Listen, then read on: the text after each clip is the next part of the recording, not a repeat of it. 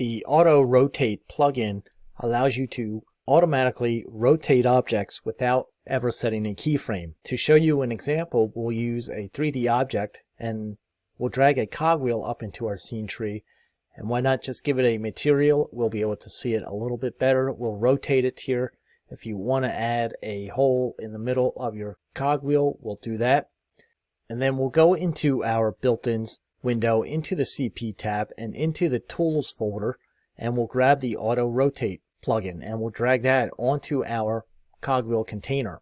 We'll click on the Autorotate. Few options that we have up here are our axis selection. So first we can choose which axis we want this to rotate on, the X, Y, or Z. We next have a direction. We can choose right or left. We'll leave it at right.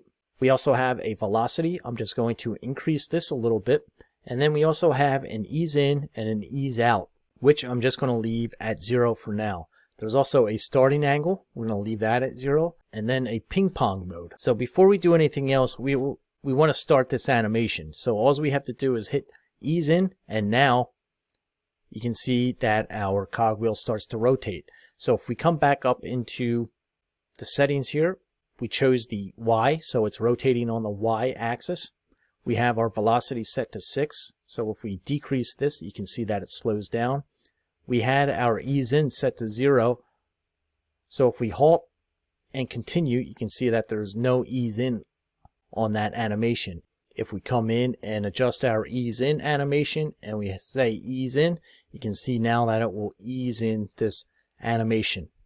With the animation on, you have a ping pong mode, which is off by default. We can turn this on, and now we can adjust our ping pong angle. So we have a ping pong angle 1, a ping pong angle 2. And when we start adjusting this, this cogwheel will now bounce back and forth. It will reach the one point and then go the other way.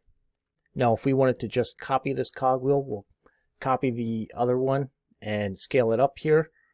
And we'll go into the auto rotation on that one. We'll hit continue and have it continue. And if you just want to swap the direction here, you can just hit left instead of right. And you can see how they are both going in opposite directions now.